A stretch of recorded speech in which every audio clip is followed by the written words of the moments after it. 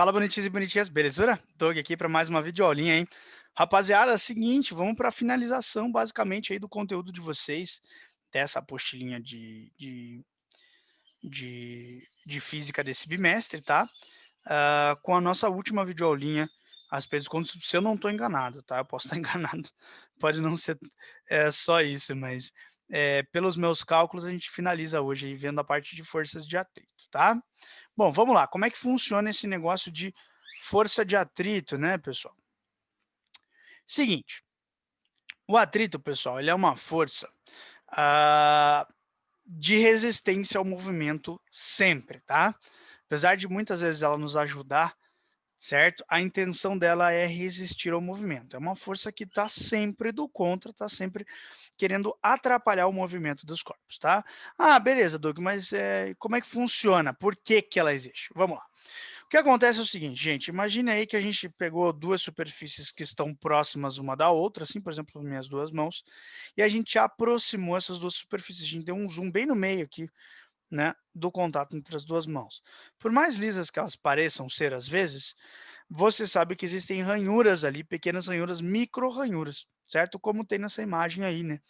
Então você vai vendo micro ranhuras e essas micro ranhuras elas estão encaixadas, pessoal, tá? Então o atrito ele ocorre pela dificuldade da gente retirar essas micro ranhuras encaixadas uma na outra, né? No momento em que você tira as micro ranhuras até fica mais fácil, você sente isso ao movimentar, por exemplo, se eu for movimentar o meu guarda-roupa, tirar ele do lugar é muito difícil, mas depois que a gente tira ele do lugar, essas micro ranhuras parece que elas desencaixam e parece não, elas desencaixam e parece que fica mais fácil, porque o próprio atrito ele reduz mesmo, quando você consegue colocar o objeto em menos movimento, tá? Então, lembre-se sempre disso, o atrito ele é um tipo de força que vai estar no sistema para atrapalhar o movimento, ele vai ser contra o movimento, certo? Do nosso corpo, beleza? Não que ele seja um problema, muitas vezes ele nos ajuda, mas a ideia do atrito é estar ali contra o movimento que está sendo tentado a fazer. Então, por exemplo, onde que ele nos ajuda muito, que se não tivesse atrito a gente não conseguiria fazer, seria no movimento de andar, pessoal. Pô, Doug, mas espera aí, você está falando que o atrito é contra o movimento. Não faz sentido isso. Veja só, ele é contra o movimento mesmo. O que que você faz quando você anda? Né? A tua movimentação ao andar, ela é bem simples. Você tem o teu centro de massa, que é o teu umbigo, tá? E você dá uma leve inclinadinha no teu centro de massa, é bem pequeno, você quase não percebe isso ao andar, certo? Que é uma tombada no teu corpo, você tomba ele um pouquinho para frente. A tua tendência natural é fazer com que o corpo vá para frente. Ao fazer isso, você empurra com o seu pé para trás o chão te empurra para frente. Então você toma um pouquinho, vai te ajudar, né, na movimentação, e aí você movimenta as suas pernas para fazer com que, empurrando o chão te empurre. Pensa só, o que está acontecendo aqui? O atrito ele é contra o movimento do seu pé. O seu pé está tentando ir para trás, pessoal. O que que o chão faz? Ele empurra o pé para frente. Tá vendo? Então, a tendência do movimento do teu pé é para trás, mas o atrito ele não vai deixar o teu pé ir para trás. Aí ele te empurra para frente. E por isso você anda. Legal? Então, sim, o atrito, pessoal, ele é contra o movimento em qualquer situação, inclusive em andar, tá? Ah, e se eu não tenho atrito, Douglas, você vai escorregar o teu pé.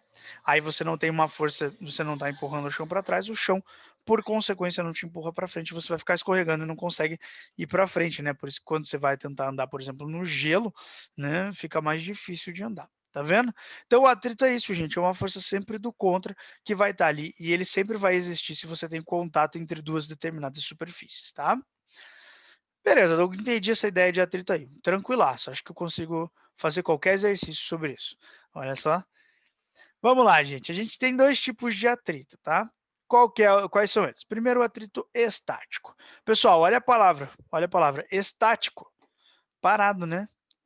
Quando eu tenho o corpo parado, pessoal, tá? O atrito ele tem o nome chamado atrito estático.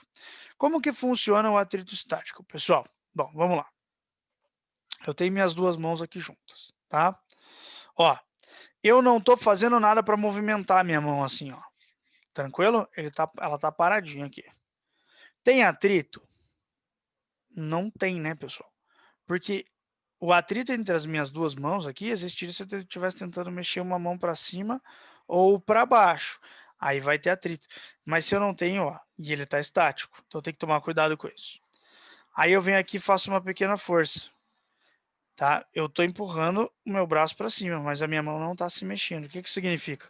Que eu tenho um certo atrito estático, tá? Quando eu faço aqui uma força, pessoal, ó, para lá, e eu tenho um atrito para cá, uma força F para cá, eu vou ter um FAT para a esquerda, tá certo? Pessoal, esse FAT vai aumentando. Então, eu vou fazendo cada vez mais força, cada vez mais força, cada vez mais força, cada vez mais força. Não estou mexendo, não. Eu estou fazendo muita força aqui, mas a minha mão não está se mexendo. Enquanto eu não estiver se mexendo, o nosso atrito estático está acontecendo. Até que eu chego no limite, que é o atrito estático máximo, que vai ser o máximo que vai aguentar.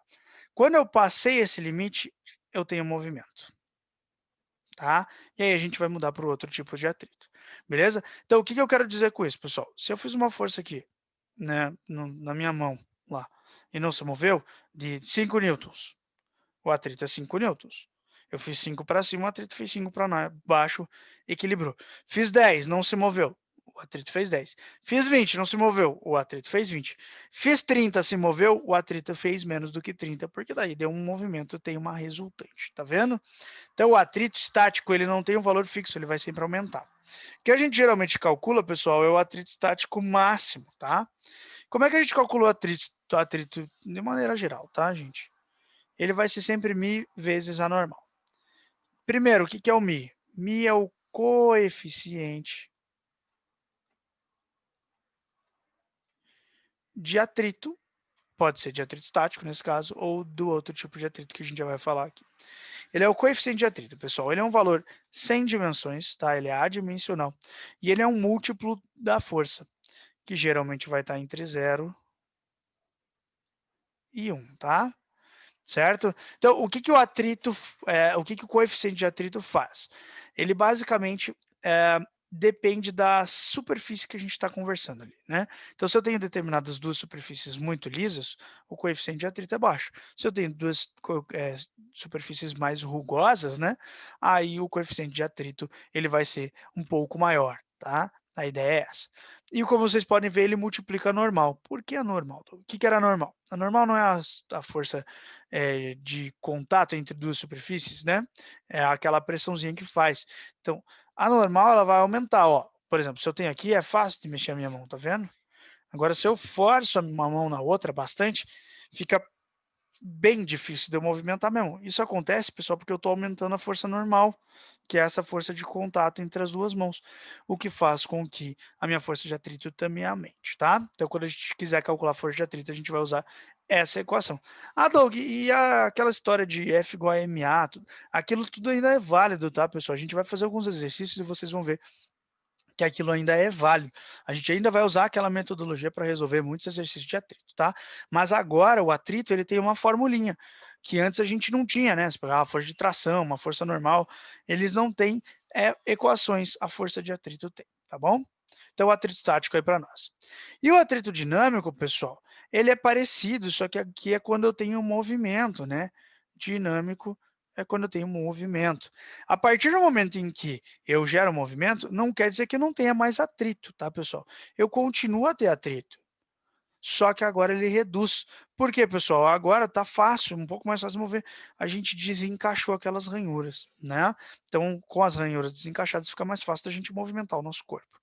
Então, assim, ó, o atrito estático, pessoal, máximo, opa, máximo, ele sempre vai ser maior do que o atrito dinâmico, tá? Como que eu calculo o atrito dinâmico, Doug? Mesma formulinha. Só que agora a gente vai usar um coeficiente de atrito que é chamado de coeficiente de atrito dinâmico, tá? Não é mais aquele μ estático. Detalhe bem importante, pessoal, que isso é bem importante mesmo. O atrito dinâmico, ele fica constante, tá? Então você vai sempre sentir a mesma força agindo ali sobre o corpo enquanto ele estiver em movimento, tá? Como assim, Doug? Vamos lá. Olha o gráfico aqui que eu tenho aqui, tá? Ele é um gráfico de força de atrito pela força que eu estou fazendo.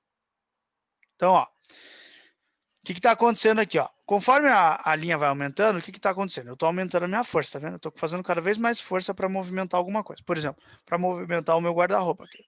Eu estou fazendo uma força pequena, estou aumentando, aumentando, aumentando. E o meu guarda-roupa está parado. Então, ó, a força de atrito estático é a mesma, tá vendo? E ela vai aumentando. Quando chega aqui, ó, pessoal, ele está na iminência do movimento. A gente tem o atrito estático máximo, pessoal. Chegou aqui, o meu guarda-roupa está quase saindo do lugar. Ou seja, eu estou quase vencendo o atrito. Quando eu faço uma força qualquer que seja maior que essa força de atrito estático máximo, o guarda-roupa entra em movimento e começa a agir o atrito dinâmico. Olha aqui, ó. E aí esse atrito dinâmico ele é constante pelo resto do movimento, tá vendo? Independente de eu aplicar uma força maior ou de eu aplicar uma força menor, mas que ainda seja maior que a força de atrito dinâmico, eu vou ter movimento com atrito dinâmico sempre constante, sempre segurando aí o meu guarda-roupa, tá bom? Beleza? Para fechar a parte de atrito, pessoal, eu quero falar com vocês a respeito da influência do atrito do ar, a famosa força de resistência do ar, tá? Como é que funciona a força de resistência do ar, Doug? Bem simples, pessoal, bem simples de verdade, nada de muito complexo. A força de resistência do ar, a influência do ar na força de atrito é o seguinte: quanto maior a velocidade que você tem, mais resistência do ar você tem, tá? Então, por isso que quando a gente calcula a força de resistência do ar, a velocidade está elevada a um fator n aqui, que tem relação com uma situação específica que é a da resistência do ar. Eu não vou entrar em vários elementos aqui, pessoal, porque a gente nem precisa, tá bom? Mas ele também tem uma constante K ali, que é a constante a aerodinâmica desse objeto. Então, quanto mais aerodinâmico ele é, pessoal, menor vai ser aquela constante K menos E, resistência do ar eu tenho. Quanto mais aerodinâmico ele é, mais resistência do ar eu tenho. Quanto menos aerodinâmico ele é, né, mais resistência do ar eu tenho, portanto, maior vai ser o K, tá? Então, são duas coisas que dependem aí. Primeiro, da velocidade desse corpo, quanto maior a velocidade, mais resistência ele tem. Segundo, da aerodinâmica que esse corpo tem, tá? Aqui, gente, eu gosto de usar o exemplo clássico do paraquedista, porque todo mundo já viu vídeo de gente cair de paraquedas. Então, o cara pula, quando ele pula e está sem o paraquedas, pessoal, a resistência do ar dele é 1. Só que ele vai aumentando a velocidade. Então, aquela resistência do ar vai aumentando. Até o momento, pessoal, que o caboclo que está caindo lá, né, ele está caindo porque o peso dele atrai ele para a terra. E ele vai ter uma força de resistência do ar para cima, né? Pessoal, chega um momento em que essas forças são iguais. A gente chama isso de velocidade terminal, porque como a força de resistência do ar ela é diretamente proporcional à velocidade, vai ficando cada vez maior, ela começa a zero, ela vai aumentando, aumentando, aumentando. Quando ela iguala o peso, pessoal, esse cara começa a descer em velocidade constante. E ele vai descendo em velocidade constante, descendo, descendo, descendo, descendo, descendo. E aí ele abre o paraquedas. Quando ele abre o paraquedas, a gente diz que ele dá aquele soco, né? E parece, de quem tá filmando, que o cara sobe. Mas ele não sobe, pessoal, ele freia. Porque aquela força de resistência aumenta muito. Então você acaba tendo ali, quando ele abre o paraquedas, uma força de resistência muito grande. E ele acelera para cima, ou seja, ele freia, porque ele está caindo, o movimento dele é para baixo. Tá vendo? Ele sofre essa freada, ele toma o tranco, né? Reduz a velocidade dele drasticamente e, de novo, a força de resistência ela é proporcional à velocidade. Conforme ele diminui a velocidade, a força de resistência vai reduzindo até que ela fique igual ao peso novamente e ele desce com velocidade constante, só que agora bem menor do que ele tinha antes. Entendeu? Então, essa é a influência que a gente tem do ar. Essa influência funciona com carros, com qualquer coisa que enfrente velocidades muito altas, vai enfrentar uma grande resistência do ar também. Beleza? Então é isso aí, pessoal. Finalizamos por aqui essa partezinha de força de atrito. Daqui a pouco a gente faz uns exercícios, coloca essa força de atrito no sistema, estuda os sistemas para ver como é que eles vão funcionar com várias forças juntos e vai deixando essa ideia cada vez mais avançada. Belezura? Pessoal, é isso aí. Um abração e falou!